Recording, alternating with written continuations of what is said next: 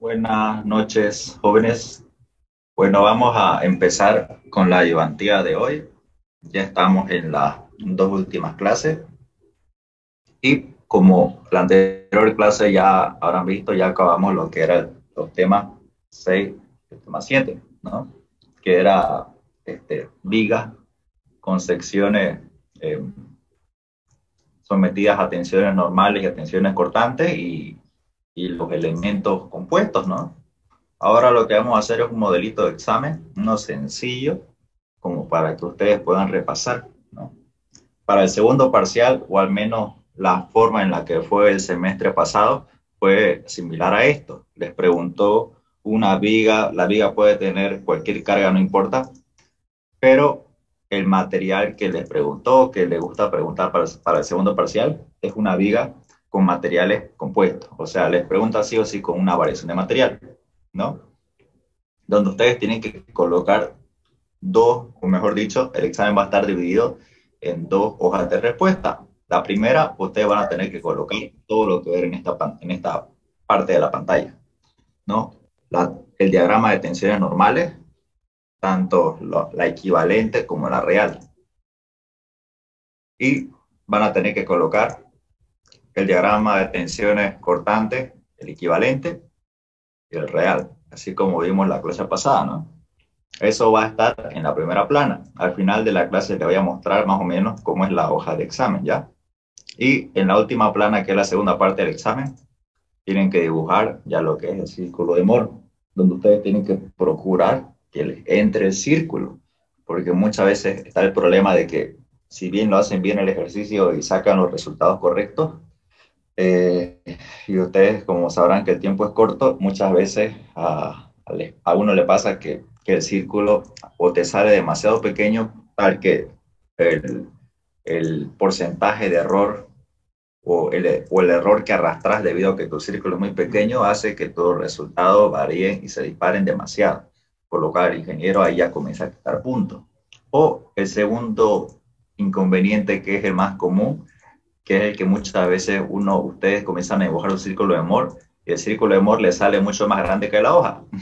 Y ahí sí que ya es un problemón porque es borrar todo, hacerlo más pequeño, cambiar la escala. Así que vamos a ver aquí en la ayudantía también un pequeño método simplificado para que les dé un círculo óptimo. O sea, ni muy grande ni muy chico. Un círculo ideal, de un tamaño ideal, que les adelanto es de 7,5 centímetros de radio. O sea, ideal para que les entre en su hoja y tengan espacio para trazarlo, ¿no? Y ahí a partir de eso ya puedan comenzar a ganar tiempo y a trabajar con sus resultados. Entonces vamos a hacer ese repasito de este modelo de examen que está compuesto de la siguiente manera. La orden que le da el ingeniero es esta que ustedes ven aquí arriba. Ya ustedes de tanto ver letra, de seguro muchos se van a llegar a confundir, pero no se preocupen. Por más orden que les dé, él no cambia, ¿no? A la hora de pedir los resultados. Lo que ustedes tienen que hacer, lo que ustedes tienen que hacer, en este caso para el inciso A, es trabajar, o es decir, analizar la viga tal como ustedes han aprendido hasta el día de hoy. O sea, sacan diagrama de cortante, de momento, diagrama de tensiones normales y de cortante, ¿no? Con el único detalle que nosotros sacábamos, ahora adelantando un poco el ejercicio, nosotros sacábamos el momento máximo y la cortante máxima de nuestro diagrama, ¿no? La única diferencia aquí para ejercicios con círculo de Moore es que ustedes ya no van a seleccionar el momento máximo del diagrama de cortante, perdón, la cortante máxima de tu diagrama de corte o tu momento máximo, sino que ustedes van a trabajar con un punto en todo el diagrama, ¿no? O sea, con un punto en específico. A ese punto nosotros le llamamos un punto o un diferencial o elemento diferencial C. Es decir, el ingeniero te va a dar una cota de la viga a cierta distancia, en este caso puede ser 0,4 metros, y te dice, a esa distancia quiero, o a esa distancia quiero que coloques el diferencial, y ese diferencial te va a decir con qué cortante vas a trabajar que evidentemente no va a ser la máxima porque hay otros con mayor valor, y a esa misma cota va a estar el momento con el que el ingeniero quiere que vos trabajes, ¿no? Entonces ya no va a ser con la cortante máxima ni en el momento máximo, va a ser con los puntos que el ingeniero te va a dar en el que va a estar ubicado el diferencial, ¿no? Entonces, ya adelantándonos a eso, ya podemos resolver el ejercicio. Eso era lo elemental. Entonces, el ejercicio es una viga sencilla, como ven aquí, calculan reacciones, el giro externo, tal como ustedes ven aquí en pantalla. Como les digo, ya es algo metódico, ¿no? No nos cambia nada.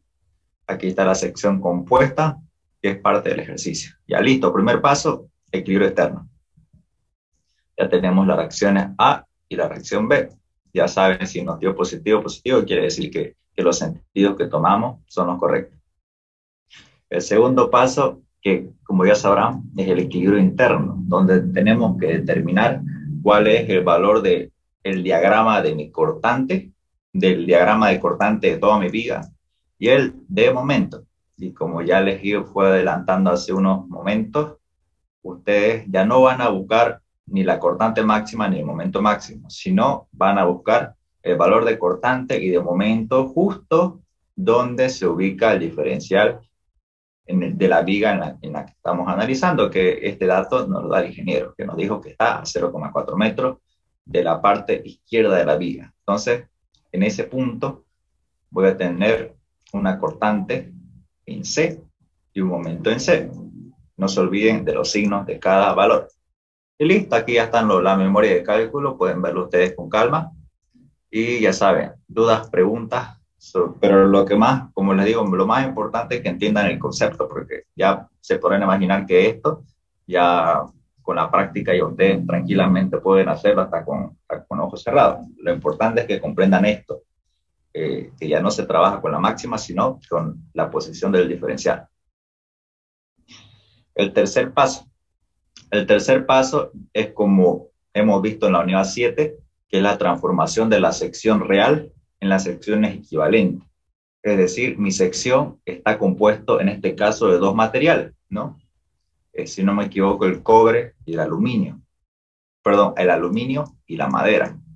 Yo como recomendación, y el ingeniero igual lo dice en clase, que es recomendable transformar todos los materiales al material de menor valor o al material que sea menos elástico, o perdón, más elástico, por así decirlo. Y ese material más elástico llega a ser el material que tenga el menor valor del módulo elástico, ¿no?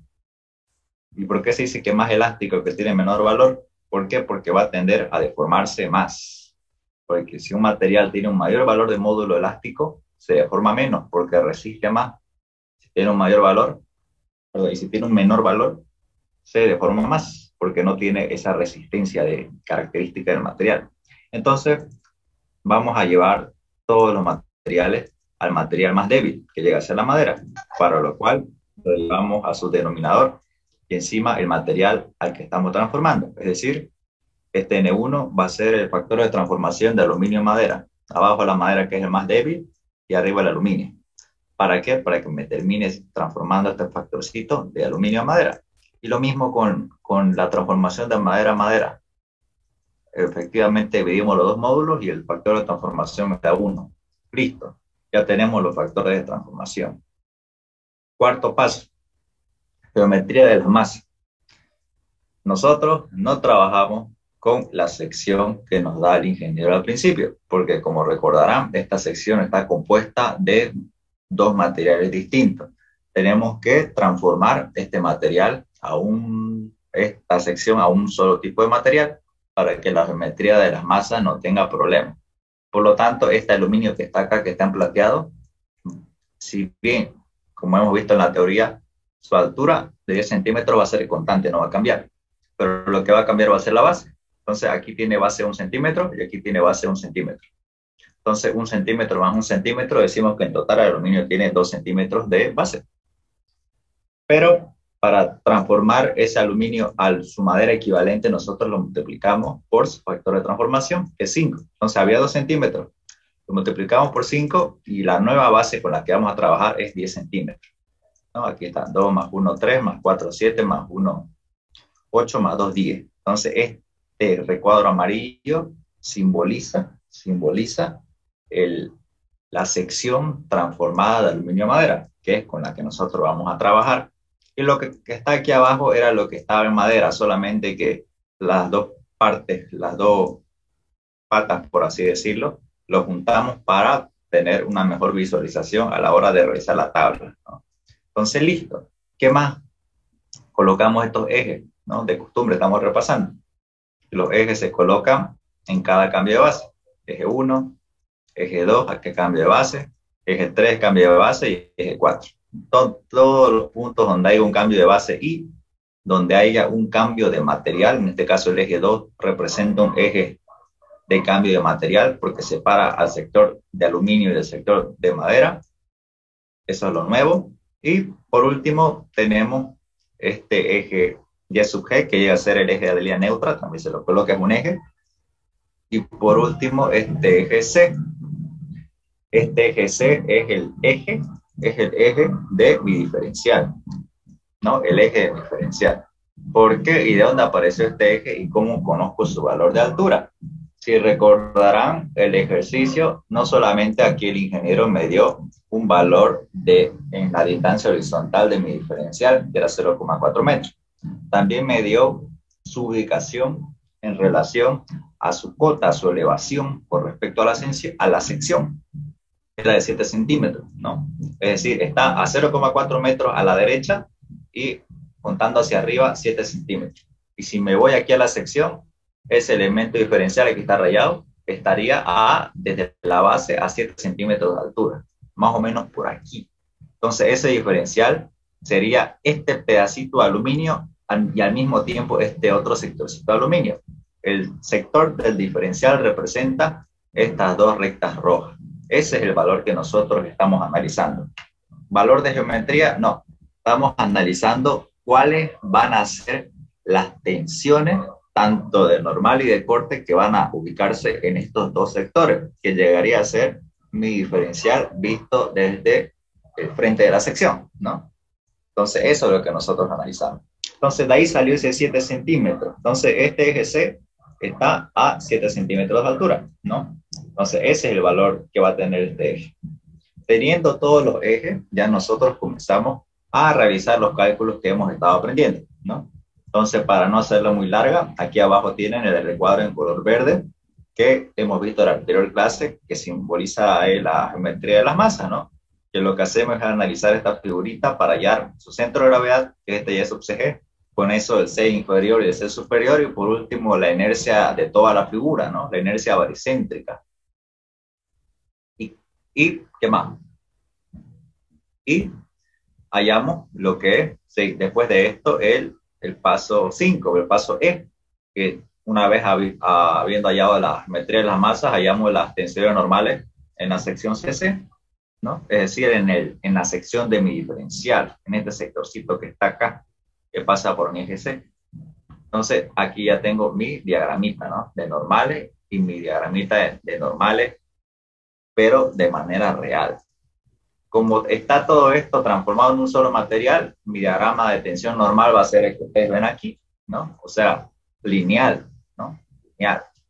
¿Cómo lo construyo? Sencillo, con la fórmula que ven ustedes aquí en celeste y como hemos estado viendo. Hace su tablita de tensión normal, coloca en la primera hilera momento, obviamente en la primera columna, analizando la sección CC, colocan aquí todos los ejes, ¿no? Ustedes ya saben eso, todos los ejes, sabiendo que los ejes intermedios tienen superior e inferior, superior, inferior, superior, inferior, a excepción de los ejes que están a los extremos, ¿no? La línea neutra igual no tiene superior e inferior, al menos que coincida con uno de estos otros ejes, por lo general no, pero hay casos que sí se da. El C tampoco no tiene superior e inferior, por lo que es un punto en específico, ese sí que no tiene por ningún motivo, y los demás sí, los que son interiores. En la segunda columna colocamos el momento en C, el momento en el diferencial CC, que llega a ser el mismo, ¿no? Para todos los ejes, ya que hablamos de un solo momento en todo el área. Hallamos el C sub I.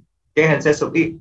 Es la distancia del centro de gravedad de la figura, este Y sub CG, hacia el eje del que nosotros nos estamos refiriendo. Por ejemplo, el C sub I de 1 llegaría a ser la distancia del centro de gravedad de la figura, es decir, este Y sub CG hacia el eje 1, que es 6,941. Aquí está, 6,941.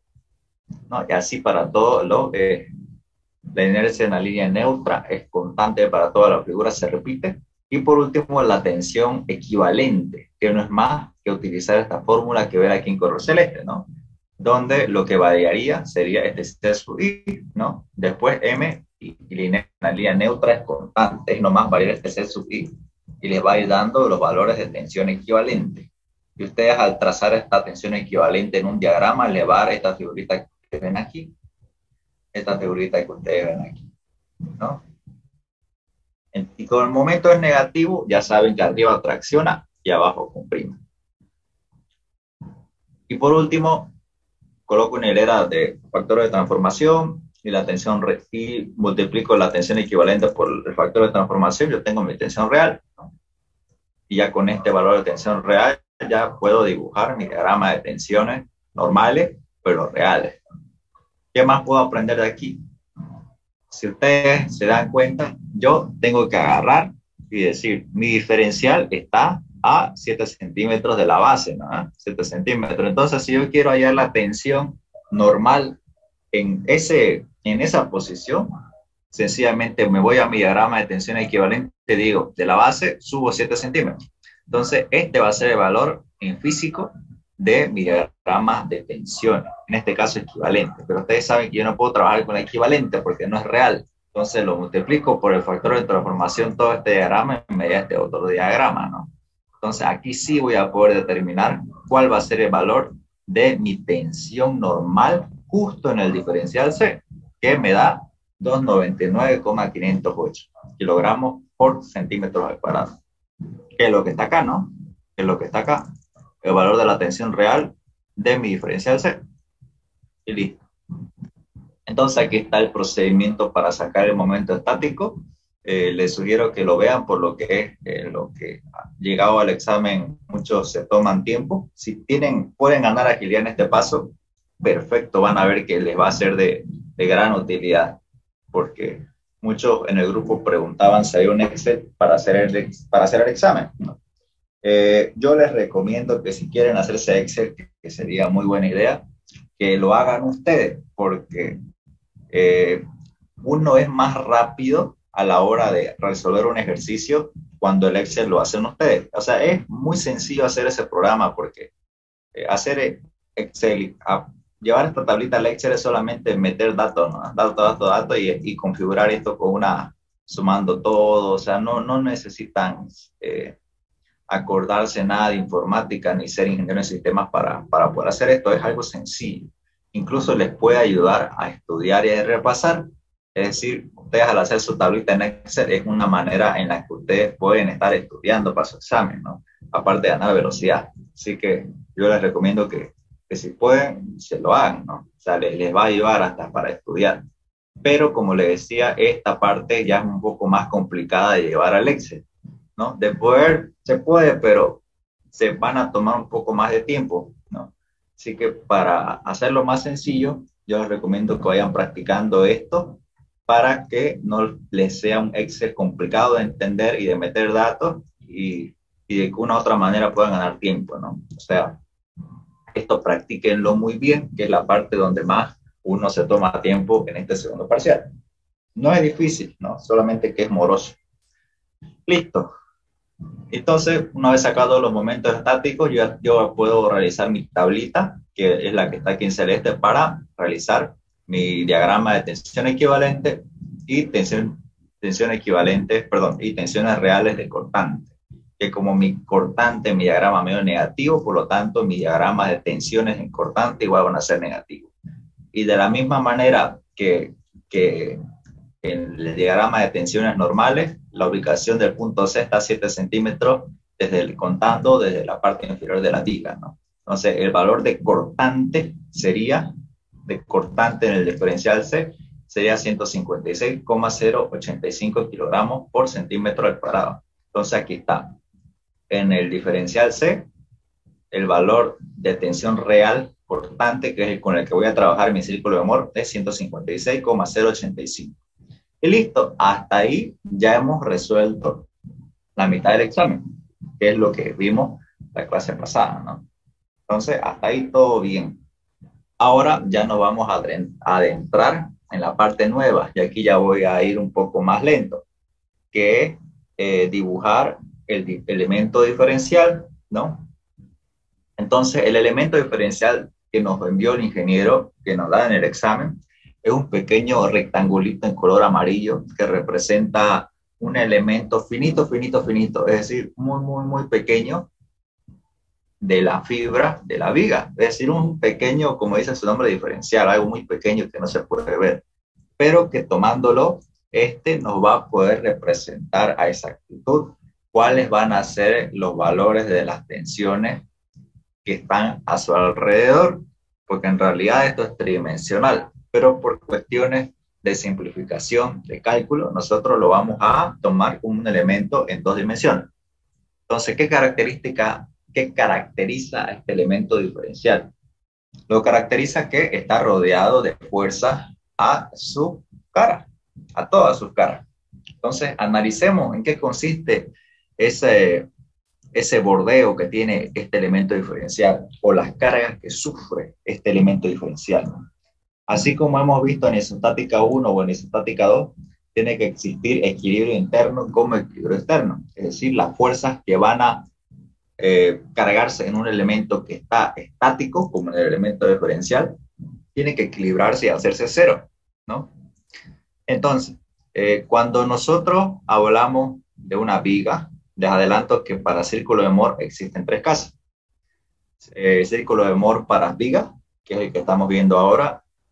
El segundo caso es círculo de Mohr para elementos sometidos a torsión, que es el que vamos a ver la próxima semana. Y el tercero, que es el más fácil, que es círculo de Mohr para elementos que contienen barras elásticas, como por ejemplo puede ser un ejercicio de temperatura, puede ser un ejercicio peristático, o puede ser su mismo primer parcial que han dado, ¿no?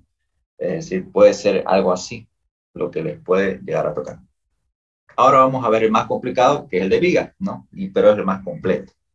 Entonces, ¿qué se caracteriza con este tipo de ejercicio? Un elemento diferencial en una viga tiene tres tipos de fuerzas. El primero es el de tensiones normales. El diagrama de los esfuerzos de tensiones normales en un elemento diferencial siempre, siempre va a tener su fuerza normal hacia los costados, es decir, siempre en el eje X. Nunca va a existir una fuerza normal en el eje Y, debido a que la viga no tiene una restricción vertical que la impida desplazarse. Es decir, ustedes cuando tienen una viga así más o menos, una viga simplemente apoyada, ¿qué es lo que pasa? Sí, ¿no? Si ustedes le meten fuerzas normales, por más que este sea móvil, perdón, fijo y este sea móvil, si ustedes le meten fuerzas normales, esto se va a cortar, va a haber fibras donde se va a cortar y va a haber fibras donde se va a alargar. Igual cuando lo someten a momentos, ¿no ves? Cuando someten un sector de viga a momentos, recuerdan que mi pequeña viga arriba se comprime y abajo se tracciona, ¿no? Es decir, existen momentos normales en mi viga, pero esos momentos normales, si se dan cuenta, siempre van a estar ubicados en el eje X. Sin embargo, en el eje Y no pasa eso. ¿Por qué? Porque si yo le meto carga a mi viga por encima, así una fuerza normal desde arriba, mi viga no va a soportar esa fuerza normal, o sea, no va a impedir que la posición de mi diferencial es justo en ese sector donde está cargado mi fuerza puntual, se desplace. Es decir, va a ocurrir lo que nosotros llamamos como deflexión. Es decir, mi viga se va a deflectar, se va a doblar, se va a desplazar todos los puntos que va a tener su fibra. Es decir, se va a desplazar libremente, de una manera muy pequeña, pero va a existir ese desplazamiento. Por lo tanto, no va a haber fuerza que equilibre, no va a haber fuerza que equilibre este sector de viga. Es decir, esta viga se va a desplazar libremente. Por lo tanto, mi elemento diferencial en esos sectores no va a tener equilibrio. Es decir, si bien va a haber fuerza de acción aquí, no va a haber fuerza de reacción acá. Por lo tanto, la fuerza va a ser una fuerza libre o una fuerza dinámica, ¿no? Que va a tener desplazamiento. Y si es una fuerza libre dinámica, no va a tener esfuerzo, o sea, no va a tener esfuerzos internos, que es lo que nosotros analizamos en el elemento diferencial. Por eso decimos que en el eje Y en viga no existe fuerzas normales, por ningún motivo. ¿Ok? Solamente existe fuerzas eh, horizontales. Estas fuerzas horizontales yo las dibujé con un color rojo. Estas fuerzas horizontales de normal pueden ser fuerzas o de compresión o fuerzas de tracción, ¿no? Compresión cuando está yendo adentro del diferencial o de tracción cuando está saliendo del diferencial. Y la pregunta es, ¿cómo sé cuál es el valor de esta fuerza normal en X? ¿Y cómo sé cuándo es compresión y cuándo es tracción? Sencillo, volvamos a la parte de atrás del ejercicio, volvamos a mi diagramita. El de tensión equivalente, no, este no lo uso. Yo siempre voy a trabajar con el diagrama de tensiones reales, ¿no? Entonces yo digo, como estamos hablando del elemento diferencial C, en el elemento diferencial C, que está a 7 centímetros de la base, ¿cuánto es el valor de mi tensión normal? Entonces yo digo, tiene un valor de 299,508. Listo, ya conozco el valor de mi tensión normal. Aquí está, 299,508. La segunda pregunta es signo. ¿Cómo sé cuándo es positivo o negativo? Entonces volvamos a mi diagramita. Entonces me fijo. El elemento C, ¿dónde cae? ¿Cae en la parte traccionada o en la parte comprimida? Sencillo, ¿no? En la parte comprimida, el elemento C está debajo del Y sub CG. Entonces, como está debajo del Y sub CG, entonces va a estar debajo de esta punta de este cambio de signo que sabemos que por aquí pasa el Y sub CG. Entonces, como está debajo del Y sub CG, mi eje C, entonces va a caer en el área de compresión. Y como es compresión, nosotros sabemos que a la compresión lo representamos con un signo negativo o con vectores entrantes al elemento diferencial. Entonces, listo, ya tengo mi tensión en X. Ahora hablemos de las tensiones cortantes. Yo tengo alrededor de mi diferencial pares de fuerza para ambas caras, ¿no? Pares de fuerzas para ambas caras. No voy a ahondar mucho en la teoría de la cortante porque no viene al caso, pero vamos a hablar directamente de sus valores. Entonces, eh, en la tensión cortante, esta vertical, esta vertical que ustedes ven, o las fuerzas en azul, va a ser la que nosotros vamos a obtener de nuestro diagrama de cortante. Entonces yo digo cuánto vale mi cortante en el plano XY. Entonces me voy al plano XY, que es el que nosotros trabajamos, y es en el que nosotros dibujamos mi tensión de corte. Yo digo, ¿cuánto vale? Sencillo, aquí está. Me voy a mi tensión real de cortante, digo, vale 156,085, aquí está. 156,085. ¿Y cómo es su signo? Sencillo. Me fijo el signo de mi diagrama de tensiones cortantes, que es negativo. Y listo, ya está. ¿Cómo representa un par negativo?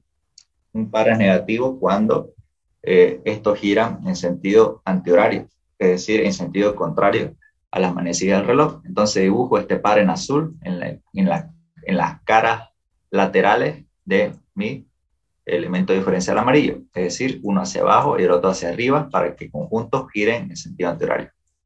Y por consiguiente, por último, dibujamos mi par de fuerzas en color verde, que es la tensión en el plano YX, que llega a tener el mismo valor que este otro en azul, con la única diferencia que va a ser de signo cambiado. Es decir, si este es menos, aquí va a ser más. Y tiene que tener también los sentidos contrarios, ¿no? O sea, es decir, si el azul era antihorario, este verde tiene que ser horario. Entonces, horario, ¿para qué? Para que los dos pares se anulen y el sistema esté en equilibrio. Y listo, ya tengo mi elemento diferencial.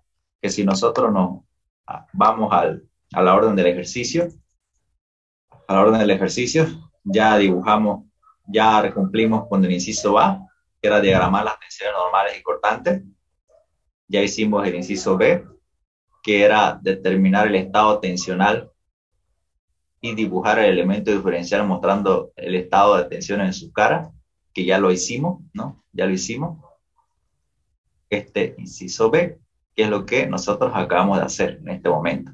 ya determinamos los valores que tienen en sus caras mi elemento diferencial, es decir, sus valores de normal y de cortante, en todas sus caras. Ahora recién nos vamos a meter a este inciso C, que ya nos habla netamente de lo que es el método gráfico numérico del círculo de Moore. Nos va a pedir que hallemos el estado tensional principal de normales y de cortantes, y en un plano arbitrario que el ingeniero nos da. Entonces, hasta este momento ya hemos resuelto dos incisos, ¿no? O sea, 2/3 de la segunda pregunta que nos da el ingeniero, ¿no? Entonces, hasta aquí, si ustedes hacen el examen hasta aquí, ya hicieron mucho, ¿ya? O sea, la clave es llegar hasta el diferencial y se puede decir que ya salvaron una buena cantidad de notas.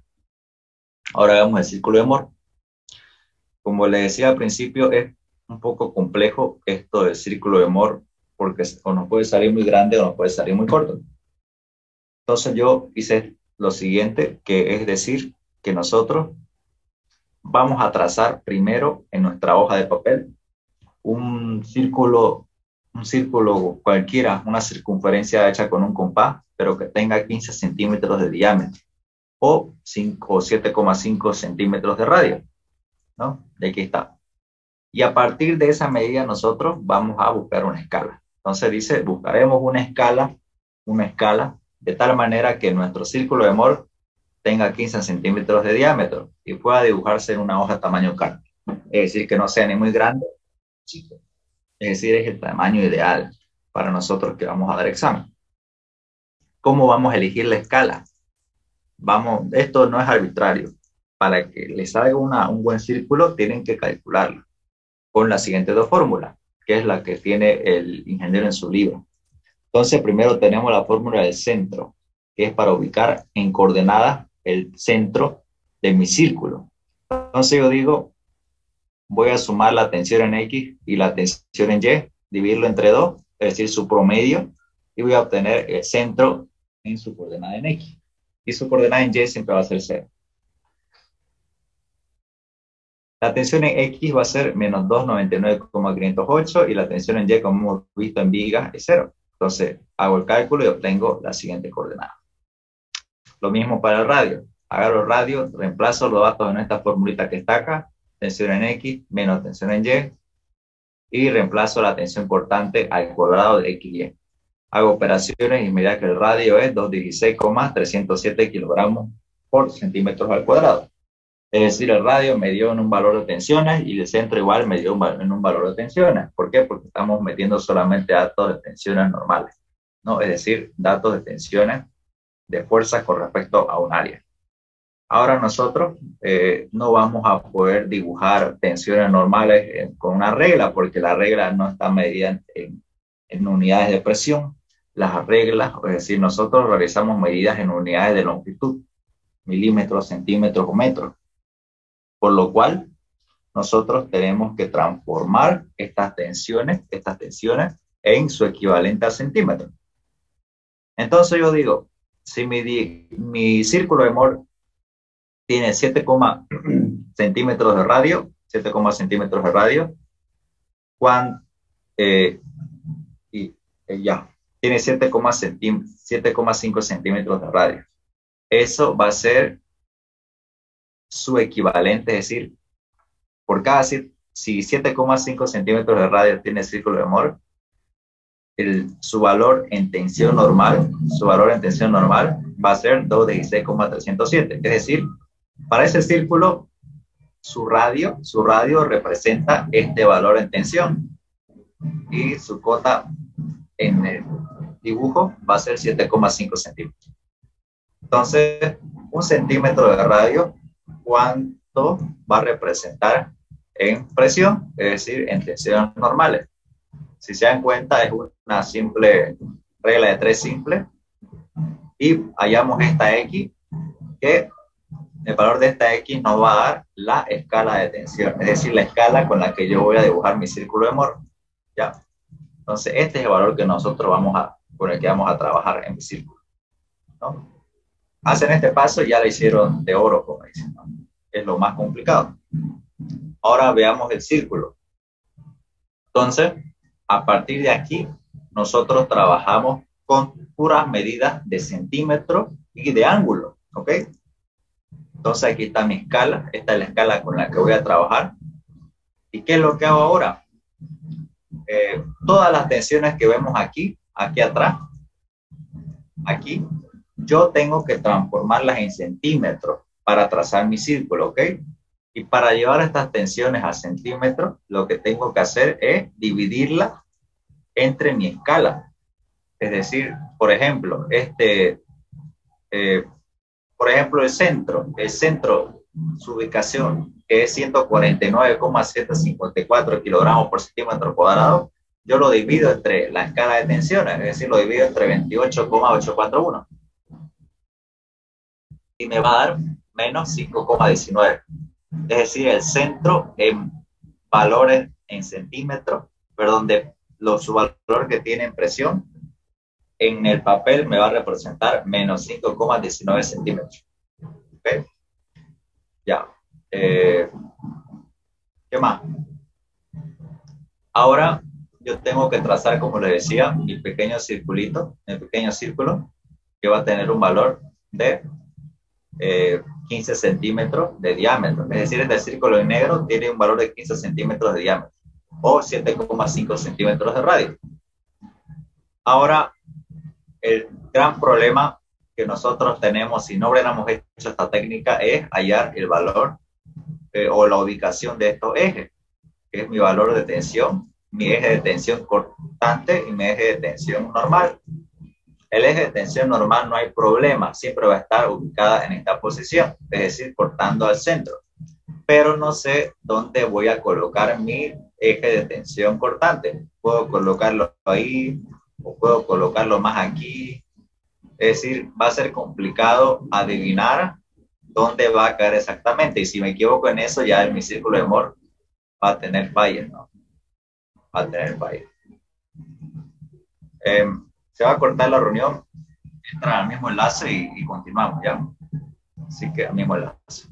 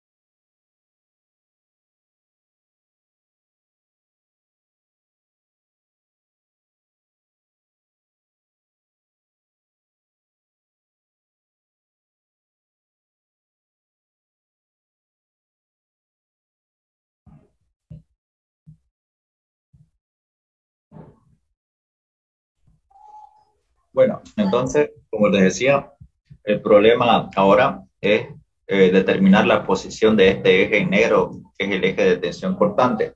No sabemos exactamente dónde va a caer, si va a caer justo en el centro, si va a caer a la derecha o si va a caer a la izquierda.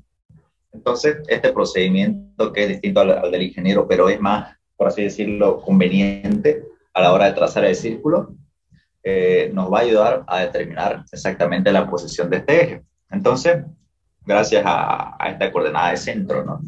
Entonces, esta coordenada de centro nos dice que el centro va a estar a menos 5,19 centímetros de quién, del eje de cortante. Entonces, yo digo, si me paro en este eje de cortante, a la izquierda va a estar a 5,19 centímetros, izquierda porque es negativo, y centro, ¿no? Entonces, con esta coordenada yo sencillamente ya pude determinar la posición de este eje en cortante, ¿no?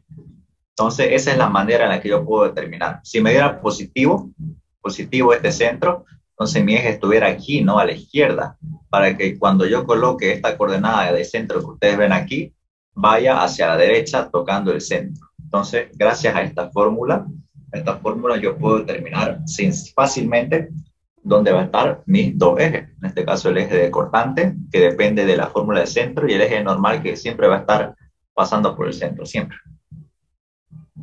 Y listo. Con eso ya tengo mi círculo en negro y mis dos ejes en negro, que era lo más complicado de hacer. Ahora, a partir de ahora, lo único que tengo que hacer es comenzar a trazar mis valores, o mejor dicho, la parte más divertida que tiene el círculo de Moore, ¿no? Que es hallar los datos que me pide el ingeniero. Entonces yo me voy aquí al principio del ejercicio, les digo el inciso C1. ¿Qué dice? Me pide estado tensional principal. ¿Cuál es el estado tensional principal? Quiere decir cuáles son las tensiones normales máximas que tiene mi círculo de Moore, es decir, que tiene mi elemento diferencial. Entonces, me voy a mi círculo de Moore, y digo, este circulito, ¿cuáles van a ser los valores máximos, positivo y negativo, que va a tener mi tensión normal? Sencillo, van a ser siempre los extremos, ¿no?, del círculo, es decir, este 1 y este 2.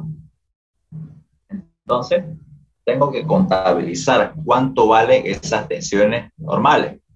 Entonces yo digo, ¿cuánto vale esta tensión normal 1? Parto contando de mi eje de cortante y de normal. Entonces, del de cortante, yo digo, desde aquí, comienzo a contar desde el eje 0, 0, digamos, ¿no? Entonces, desde aquí cuento avanzando hacia la derecha, hasta llegar a mi eje máximo 1. Entonces, avanzo, y a medida que voy avanzando, voy a ir trazando una pequeña recta en color verde agua, que es lo que ustedes ven aquí. Esto ustedes lo miden con su regla y les va a dar un valor en centímetros al que nosotros le vamos a llamar el estado tensional principal, eh, de tensión 1, ¿no? La tensión 1. Entonces a mí en este círculo me dio un valor de 2,31 centímetros. Y le coloco positivo porque está a la derecha del eje, ¿no? Está en la zona positiva. Y lo mismo con el eje de tensión 2. Dibujo a la izquierda, a la izquierda, a la izquierda, hasta llegar al eje 2. Al eje 2. Entonces, todo ese recorrido que dice en color rosa, todo este recorrido, yo lo mido en centímetros con mi regla. Y me va a dar el valor de tensión 2. Como va a la izquierda del eje, va a ser negativo y me dio 12,69 centímetros, ¿no? 12,69. Esperemos un momentito ya, ahorita regreso, tengo que ir a abrir la puerta.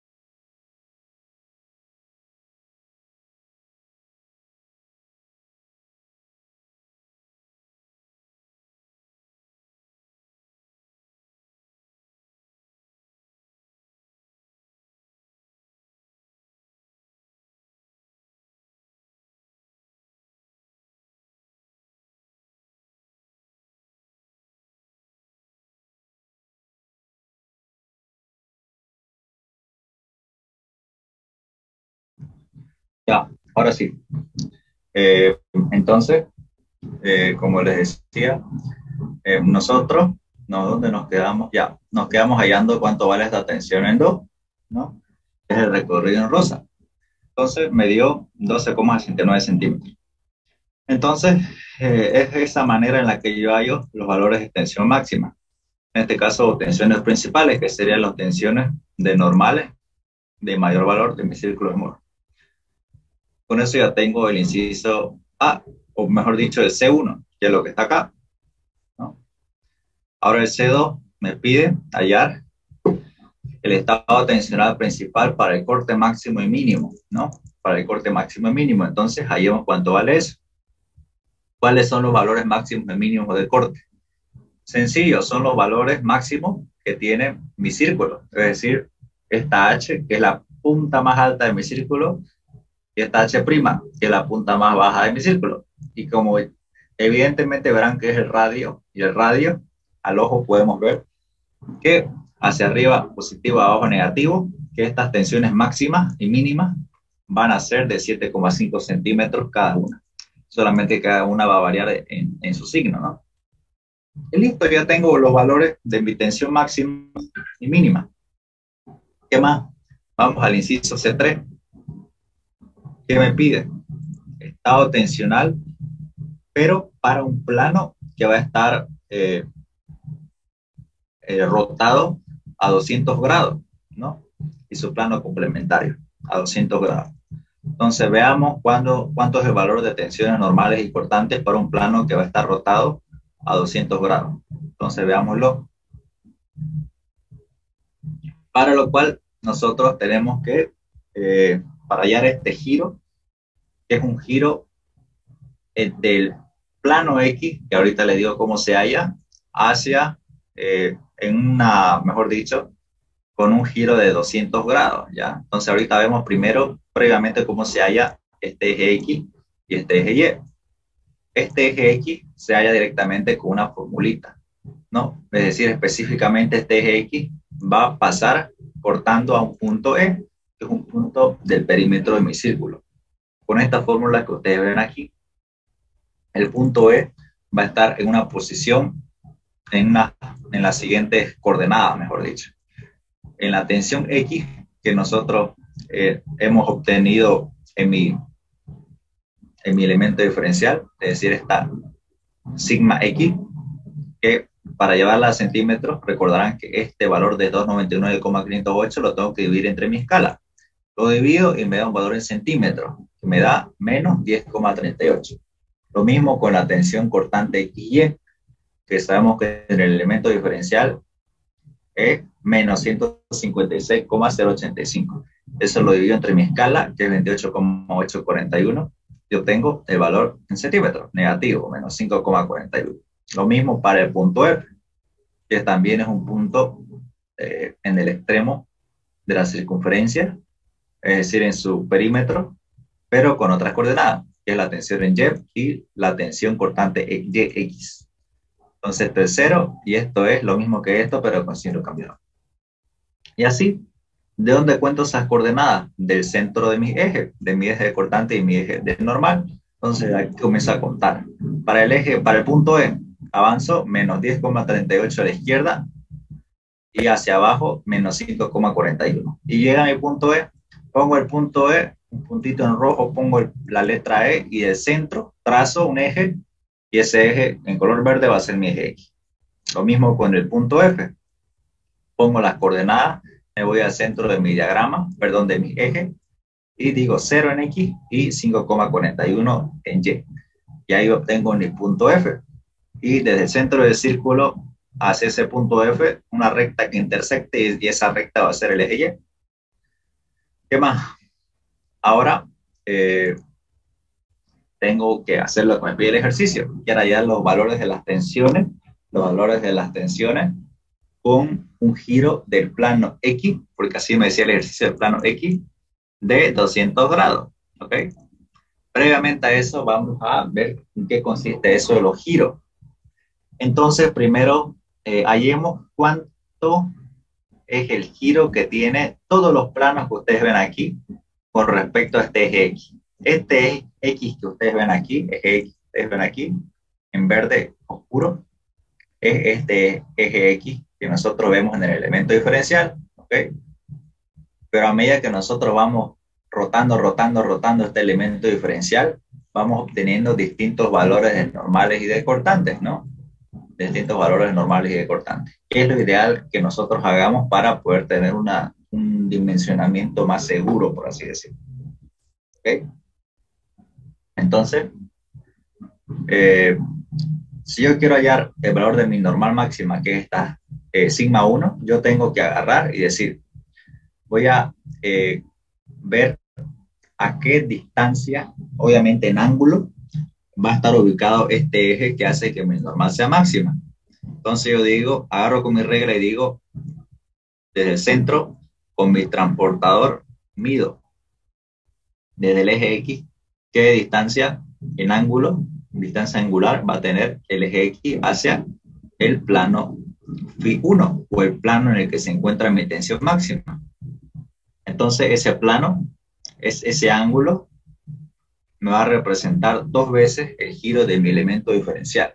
Este giro le llamamos el giro del plano X o del eje X al punto 1. Y en el papel me dio 133,81 grados.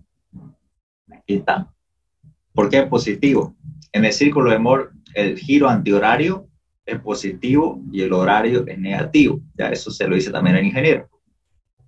Hago lo mismo para la cortante máxima. Desde el eje X, siempre del eje X, el eje Y olvídenlo, siempre del eje X, agarro y trazo un giro. Trazo un giro, o sea, mido en ángulo cuánto es su distancia hacia la cortante máxima. Y digo, midió menos 136,19 grados. ¿Por qué negativo? Porque el giro se produjo en sentido horario. Entonces, este valor va a representar dos veces el giro en el elemento diferencial, que va a ser menos 136,19 grados. Ahora, ya con esto, ya recién podemos ver lo que nos pedía el ejercicio. ¿Qué es lo que me pedía el ejercicio? Me pedía cuánto es el valor de las tensiones para un plano que gira 200 grados. Y aquí incluso está el signo positivo, ¿no? Me dice, a 200 grados vas a colocar un plano N partiendo del plano X. Entonces hagamos eso. Si se habrán dado cuenta, los giros en el elemento diferencial, en el círculo de Moore se lo representa como el doble, ¿no? Como dos veces. Entonces el ejercicio me dio un dato de 200 grados, de plano X al plano N. En el círculo de Moore tengo que trabajar con el doble, es decir, 400 positivo. Entonces, desde el eje X, tengo que medir 400, girar a una distancia de 400 grados. Entonces, yo me paro aquí, giro, y ustedes saben cómo el círculo tiene 360 grados, tengo que dar primeramente una vuelta. 360 y ahora 40 grados más para completar los 400 y listo. Tengo la posición con una recta partiendo del círculo para trazar mi plano N. Y paralelamente en la otra cara se va a encontrar mi plano T, que es perpendicular al plano N en su elemento diferencial. ¿Ya? Entonces, plano N. Entonces, es así como tuve un giro o la posición del plano N con un giro de 400 grados en el círculo de Moore o 200 grados en mi elemento diferencial. Entonces, tengo que fijarme primero en qué punto del perímetro del círculo va a estar cortando este plano N. Entonces, ¿qué me pedía el enunciado? ¿Cuáles son los valores normales y cortantes para este plano N? Entonces, yo digo, este punto voy a medir sus coordenadas. Mido sus coordenadas. ¿Sobre quién? Sobre el eje de cortante y el eje normal. Entonces yo digo, a la izquierda tiene cierto valor, de aquí hasta acá, que es este valor en morado, ¿no? Este valor, ¿cuánto vale en centímetros? Aquí está, menos 5,69 centímetros. Ese va a ser la cortante del plano N. Y hacia abajo va a estar la cortante NT. Primero siempre va a la letra del plano con el que estoy trabajando. Y en segunda posición el plano que está en su opuesto. Entonces la cortante NT va a ser hacia abajo negativo, un valor de menos 7,48 centímetros. Y lo mismo con el plano T, donde cortó en este punto que está acá, en este puntito. Entonces en ese punto yo tengo que medir sus coordenadas. Entonces su tensión normal va a ser un valor desde su eje hacia la izquierda de menos 4,69 centímetros. Y hacia arriba, positivo, su cortante TN. ¿Por qué T primero? Por lo que es el plano con el que estamos trabajando. Va a tener un valor de 7,48 centímetros, ¿no? 7,48 centímetros. Listo. Es así como se traza el círculo de Moore. Está bien detallado, no hay donde perderse. Y con esto, si ustedes lo hacen tal como está acá, van a ver que no van a tener ningún problema. Pero aquí no acaba el ejercicio. Se dan cuenta que nosotros tenemos todos los resultados que nos pidió el ingeniero, pero lo tenemos en centímetros. Cosa que nosotros, si bien son resultados buenos, nosotros tenemos que transformarlos de vuelta a presiones, ¿no? Entonces, para ello, nosotros vamos a analizar, vamos a colocar los resultados, ¿no? Que es lo que nos pedían los tres incisos C1, C2 y C3, que eran los resultados que sacamos, llevarlos otra vez a presiones y representarlos en un pequeño dibujito, diagrama. ¿Que cómo es eso?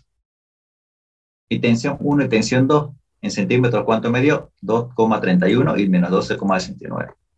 Aquí está. Eso lo multiplico por la escala, que recordarán que es 28,841 kilogramos por centímetro al cuadrado. Y otra vez están en sus valores reales, es decir, las tensiones reales que tienen esos puntos. Aquí está.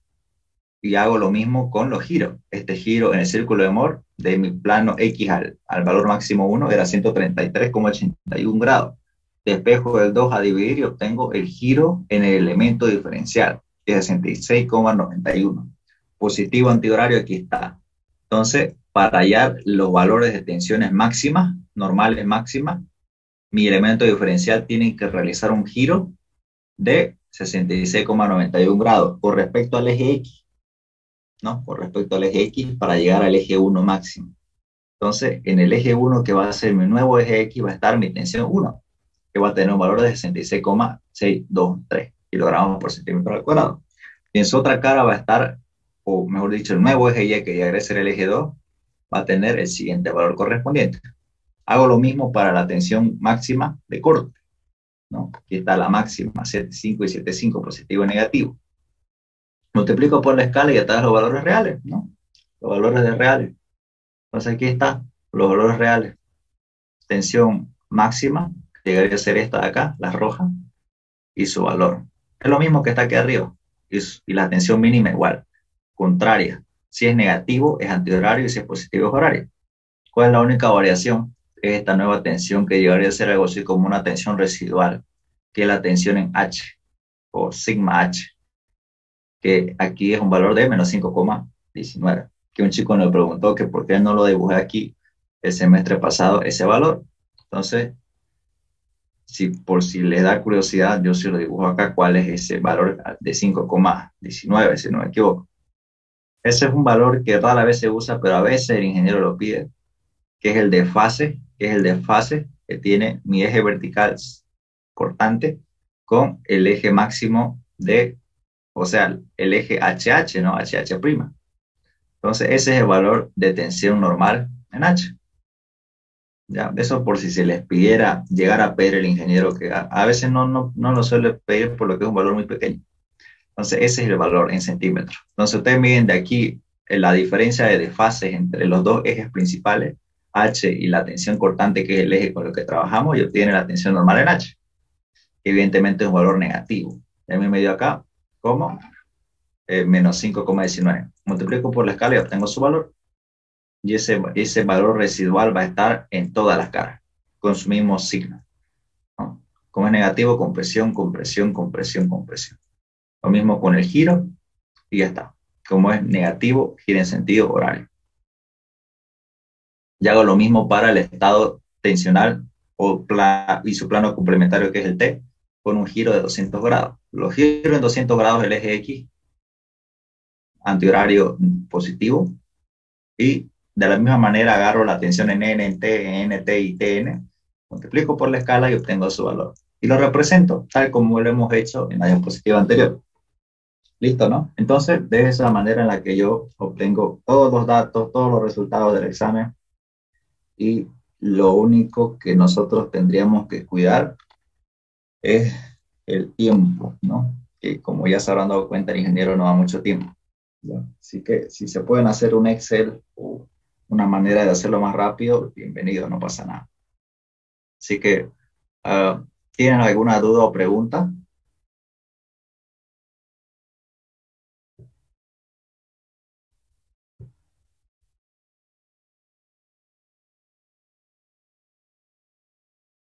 Ya.